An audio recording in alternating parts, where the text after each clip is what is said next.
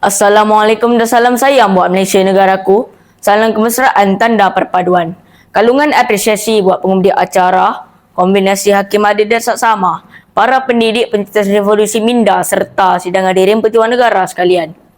Hari ini saya akan mewarnai arena pidato dengan judul Rukun Negara Bukan Sekadar Lowongan. Hadirin sekalian, rukun negara yang kita laungkan itu tercipta dari sebuah peristiwa yang menggemparkan peritiwi yang telah mencapai kemerdekaan.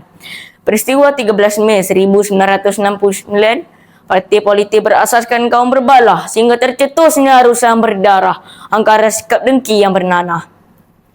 Rakyatnya, pada masa itu, pejuang kemerdekaan tangkas membuka langkah mencipta sebuah panduan yang dapat mengekalkan kemakmuran dan keharmonian negara. Walhasil, pada 31 Ogos 1970, rukun negara telah diisytiharkan dan pentadbiran demokrasi dipulihkan. Menurut Dr. Syed Muhammad Naqib Al-Atas, rukun adalah prinsip asas yang mencerminkan nilai-nilai murni dan etika yang mengikat masyarakat kepada satu sistem yang tertib dan beradab. Rukun negara bukan sekadar laungan. Ingin menyedarkan bahawa setiap bait lafaz yang kita lakukan itu perlu seiring dengan amalan yang kita laksanakan demi negara yang kita cintakan. Pertama, kepercayaan kepada Tuhan, lindungan setiap amalan. Jika selami kembali, tidak ada satu kitab pun dari sudut kepanjangan surah dalam Al-Quran, pegangan umat Islam, kelebaran kitab Tripitaka, rujukan agama Buddha, kepelbagaian bahagian kitab Veda, panduan agama Hindu, mahupun ketebalan kitab Bible, pedoman agama Kristian mengajak melakukan kejahatan.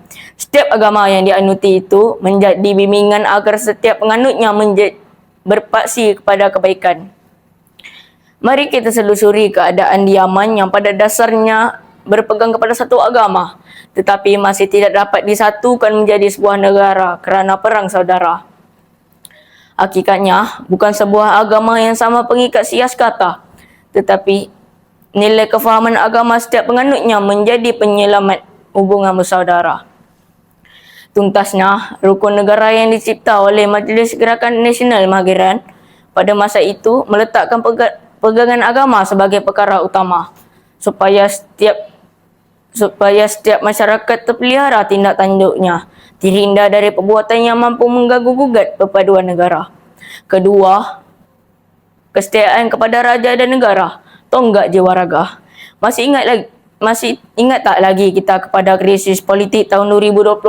Peristiwa tersebut bukan sekadar pertukaran Perdana Menteri, tetapi ujian kepada keutuhan sistem raja perlembagaan yang kita sanjungi. Ketika suasana berdepan gelisah, rakyat berpeluh resah.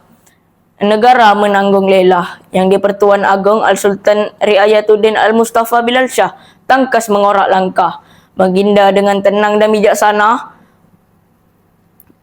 memimpin negara meniti badai peralihan kuasa. Tidak pula kita lupakan sejarah Datuk Maharaja sanggup dihukum gantung demi bangsa bermaruah. Lieutenant Adnan rela syahid dari menyerah kalah, dan seluruh anggota polis serta tentera rela berkorban demi tanah tumpahnya darah. Bukti teguhnya setia kepada negara walau berjuang penuh sengsara.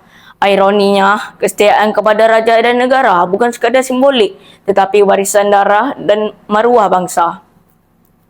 Biar putih tulang, jangan putih mata.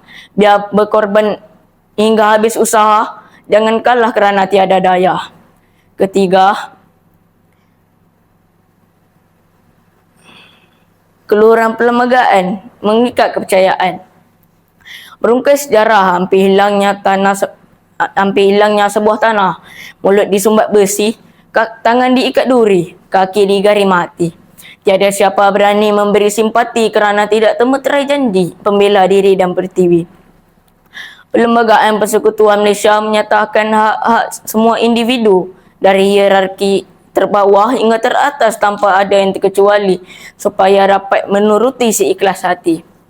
Menurut data dari Jabatan Perpaduan Negara 2023, Malaysia kekal sebagai negara pelbagai kaum yang paling stabil di rantau ASEAN dengan indeks harmoni sosial melebihi 80%. Inilah hasil daripada perlembagaan yang menyatakan semua individu adalah sama undang-undang. Nah, keharmonian yang kita bina pada hari ini hasil daripada kepercayaan yang terlahir daripada ikatan perlembagaan dalam satu janji sepenuh hati tanpa dengki dan iri dalam diri.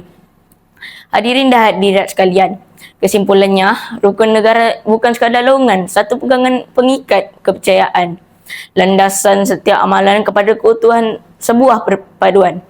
Ayolah rakan dan taulan, sahabat dan saingan, lupakan beza lebuhkan menerima. Kita berjalan seiringan, kita melangkah ke hadapan. Percayalah rukun negara diamalkan. Negara bangsa sejahtera dapat dikekalkan. Tidak mengapa jika kita hilang emas berguni, tetapi jangan sesekali kita hilang bangsa yang kita cintai. Sekian daripada saya, terima kasih.